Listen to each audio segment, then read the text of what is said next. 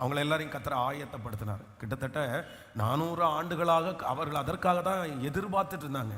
அதனால் அவங்களுக்கு ஒன்றும் புதுமையெல்லாம் கிடையாது. இன்றைக்கி தான் ஆண்டவர் போக சொல்கிறாரு அப்படின்னு எல்லாம் கிடையாது.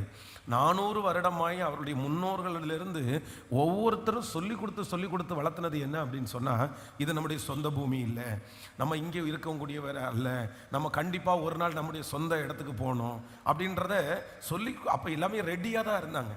யாருமே பெரிய பங்களா பெரிய மாளிகை அப்படின்னு எல்லாம் எல்லாமே டெம்பரவரியாக தான் வச்சுருந்தாங்க. ஏன்னா அவங்களுக்கு தெரியும், ஒரு நாள் நாங்கள் எங்கே போவோம்னா எங்களுக்கென்று கர்த்தர் வைத்திருக்கிற அந்த கானான் தேசத்திற்கு நாங்கள் போவோம். இப்போ கூட இஸ்ரவேல் ஜனங்கள் எல்லாரும் பார்த்தீங்கன்னா, இஸ்ரவேல் நாட்டுடைய ஜனங்கள் பல நாடுகளிலிருந்து சிதறடிக்கப்படுகிறார்கள். இப்போ லாஸ்ட்டாக சமீபமாக ஒரு 3 வீக்ஸ்க்கு முன்னாடி பார்த்தீங்கன்னா, இன்னொரு ஊரில் இருந்து ஒரு டீம் கிளம்பி திரும்ப இஸ்ரவேலுக்கு குடிபெயர்ந்தார்கள். மொத்தமுமா அவங்க எந்த ஊரில் இஸ்ரவேல் ஜனங்கள் எந்த ஊரில் போய் இருந்தாலும் அந்த ஊரில் அவங்க லாங் டைம் ப்ராசஸ் பண்ண மாட்டாங்க. அவங்க வேலை பண்ணுவாங்க, தொழில் செய்வாங்க, சம்பாதிப்பாங்க. ஆனால் அவங்களுடைய எண்ணம் எப்படி இருக்கும்னா, நம்ம சொந்த ஊருக்கு நம்ம சொந்த நாட்டிற்கு போகணும் அப்படின்னு இருக்கும். பொதுவாக இங்கேருந்து நம்முடைய தமிழ்நாட்டில் இருந்து இன்னும் நிறைய துபாய், மலேசியா, இந்த சிங்கப்பூர், இந்த மாதிரி வெளிநாடுகள் யூஎஸ், இந்த மாதிரி நாடுகளுக்கு போன பலர் ஒரு 75% 25% பேர் அந்த நாட்டில் போனோன்னா அவங்களுக்கு நம்ம நாடை விட அவங்களுக்கு ரொம்ப அது பிடிக்கும். அவங்களுடைய கல்ச்சர் பிடிக்கும். அப்போ அகைன் அங்கே இருக்கிற சுத்தம், அங்கே இருக்கிற ஹைஜீனிக்கான நிறைய காரியங்கள் அவங்களுக்கு பிடிக்கும். அங்கே இருக்கிற பழக்க வழக்கங்கள் பிடிக்கும். அதனால் நிறைய பேர் ஒரு 25% பேர் அந்த ஊரில் செட்டில் ஆயிடுவாங்க. ஆனால் ஒரு 75% பேரை பார்த்தீங்கன்னா சம்பாதிக்கிறதுக்கு மட்டும்தான் போவாங்க. அங்கேருந்து சம்பாதிச்சு இங்கே ஒரு வீடை கட்டி இங்கே ஒரு கொஞ்சம் வசதி வந்தோன்னா கிளம்பி இங்கே வந்துடுவாங்க, அவ்வளோதான்.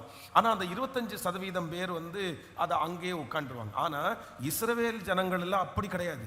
அந்த 25% பேர் இங்கே இருக்கிறது அப்படியெல்லாம் கிடையாது. 100 பேர் இருக்கிறாங்கன்னா அந்த 100 பேருமே எதற்காக தான் பிரயாசப்படுவாங்கன்னா, எங்களுடைய சொந்த நாட்டுக்கு நாங்கள் போனோம். அப்போது இந்த இஸ்ரவேல் ஜனங்களுக்குள்ளேயும் அவங்க தாத்தா பாட்டியிலேருந்து எல்லாருமே சொல்லி கொடுத்து வளர்த்துனது என்ன அப்படின்னா, இந்த கானான் தேசத்தை நம்ம போகணும், நம்ம எகிப்திலே இருக்கக்கூடியவர்கள் அல்ல.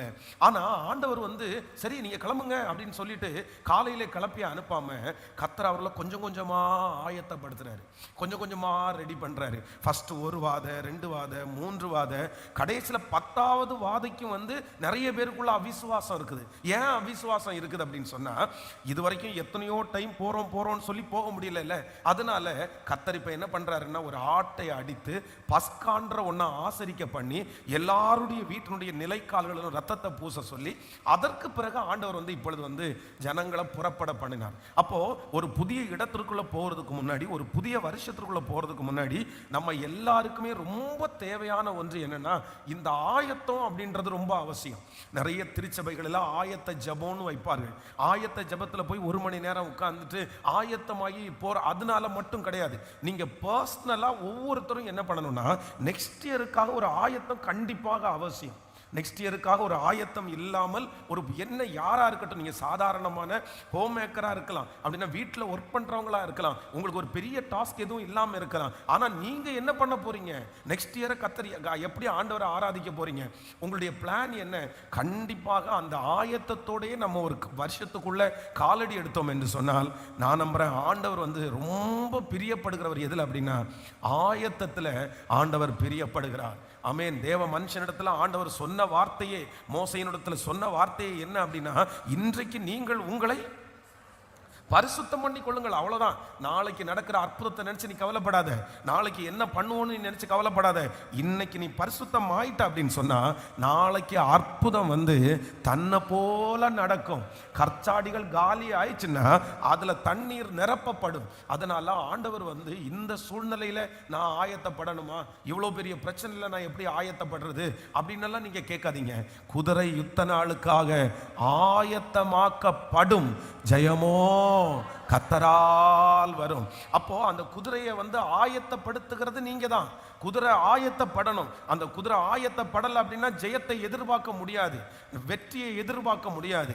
ஆண்டவர் எப்பவுமே நீ எக்ஸாம் எழுதாமலே பாஸ் பண்ண அப்படின்னு சொல்ல மாட்டாரு. எக்ஸாம் எழுதி பாஸ் பண்ண வைக்கிறவர் தான் நம்முடைய ஆண்டவர். எத்தனை பேர் ஆமோதிக்கிறீர்கள்? இந்த இப்போ இந்த எக்ஸாம் அப்படின்ற ஒன்று யாருக்குமே பிடிக்காது. பொதுவாகவே இந்த கேள்வி கேட்கறது அப்படின்னு சொல்றது இந்த உலகத்தில் இருக்கிற யாருக்குமே பிடிக்காது. பிடிக்காத ஒன்று என்னன்னா, அவங்க தப்பே பண்ணியிருந்தா கூட அவங்கள என்ன கேட்கக்கூடாது, சொல்லுங்களேன். கேள்வி கேட்கக்கூடாது. எதுக்கு கேள்வி கேட்குறீங்க? கணவன் கேட்கக்கூடாது, மனைவி கேட்கக்கூடாது, பிள்ளைங்க யார்கிட்டையுமே கேள்வியே கேட்கக்கூடாது. இப்போ நமக்கு ஸ்கூலிலிருந்தே பிடிக்காதது என்ன அப்படின்னு சொன்னால், கொஸ்டின் பேப்பர் வந்தால் தான் நமக்கு படபடன்னு இருக்கும். கொஸ்டின் பேப்பர் நம்ம கையில் கிடைச்சா தான் நமக்கு கோபமாக வரும். எதுக்குடா இந்த எக்ஸாம் எல்லாம் வைக்கிறாங்க? பிள்ளைங்க, நானும் பிள்ளைகளை வளர்த்துறேன், நிறைய பிள்ளைகளை பார்த்துருக்குறேன். இந்த பிள்ளைகளிடத்துல யார்கிட்டையாவது மைக்கு கொடுத்து நீ இந்த எக்ஸாமை நீ என்ன நினைக்கிறாய் அப்படின்னு கேட்டால் 90% பிள்ளைங்க என்ன தான் சொல்லுவாங்கன்னா, ஐயோ சார் எவன் சார் கண்டுபிடிச்சான் இந்த எக்ஸாம் வைக்கிறத, எவன் கண்டுபிடிச்சான்? கண்டுபிடிக்கணும், முதல்ல கொண்டு வாங்க சார், நான் அவனுக்கு ஒன்று கொடுக்க வேண்டியது இருக்குது. அந்த எக்ஸாம் வந்து நிறைய பிள்ளைகளுக்கு பிடிக்காது, கேள்வி கேட்கறது பிடிக்காது.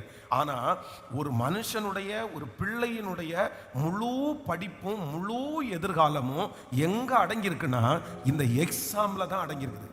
பாருங்க, எக்ஸாம் என்கிற ஒன்று இல்லைன்னா சரியான நேரத்துக்கு அவன் ஸ்கூலுக்கு போக வேண்டாம்னு நினைப்பான். அந்த எக்ஸாம் என்கிற ஒன்று இல்லைன்னா அவனுக்கு டைமிங்கை வந்து அவனுக்கு கையாள தெரியாது. முழுக்க வந்து இந்த எக்ஸாம் என்கிற ஒன்று இருக்கிறதுனால அந்த பையனை, அந்த பொண்ணை எப்படி கொண்டு வருதுன்னா, அது ஒரு நேர்த்தியான ஒரு ஸ்டூடெண்டா கொண்டு வருது. அதனால நம்முடைய வாழ்க்கையிலே இந்த ஆயத்தம் என்கிற ஒன்று வந்து நம்மளை ஒரு நேர்த்தியான ஒரு பர்சனா மாற்றும். அந்த ஆயத்தத்தை கர்த்தர் எதிர்பார்க்கிறார். அதனால இன்னும் ஒரு 10-15 நாட்கள் தான் இந்த ஆண்டுகளுக்கு இருக்கிறது. நீங்க இதுக்கு முன்னாடியே ஆயத்தம் ஆயிருப்பீங்கன்னு நினைக்கிறேன். கர்த்தர் போன வாரத்திலிருந்தே நம்ம ஒவ்வொன்றா நெக்ஸ்ட் இயருக்கான ஜெப குறிப்பை நம்ம ஆரம்பிச்சிட்டோம். உங்களுக்கு மறக்கலைன்னு நினைக்கிறேன். போன வாரத்தில் ஒரு 2 காரியத்திற்காக நம்ம ஜெபித்தோம். நெக்ஸ்ட் இயர் நான் என்ன பண்ண போகிறேன் அப்படின்றத 2 காரியத்திற்காக நம்ம ஜெபித்தோம். இன்றைக்கும் அதே மாதிரி நம்ம எல்லாருமே இந்த வருஷம், இனி இந்த வாரம் முடிகிற வரைக்குமே நம்ம ஆயத்தம் தான் பண்ண போகிறோம். நம்ம கர்த்தர் நெக்ஸ்ட் இயரில் ஒரு பெரிய ஜெயத்தை ஆண்டவர் கிருபையாய் தரப்போகிறார். நீங்கள் ஒரு ஜெயத்தை பார்க்க போகிறீங்க, நீங்கள் ஒரு வெற்றியை பார்ப்பீங்க. எத்தனை பேர் ஆமோதிக்கிறீர்கள்? ஆண்டவர் வருகிற ஆண்டு எல்லா ஆண்டுகளை போல இருப்பது இல்லை. நம்முடைய துன்பத்தை கண்ட நாட்களுக்கு சரியா ஆண்டவர் நம்மை மகிழ்ச்சியாக்க போறார். உங்களுடைய கூடாரத்தின் எல்லையை விசாலமாக்குங்கள், உங்களுடைய தரிசனத்தை விசாலமாக்குங்கள். வருகிற ஆண்டு கர்த்தர் மகத்துவமான காரியத்தை, நீ அறியாததும் உனக்கு எட்டாததுமான பெரிய காரியத்தை கர்த்தர் செய்வேன் என்று கர்த்தர் வாக்கு கொடுக்கிறார். ஹல்லேலூயா, ஹல்லேலூயா.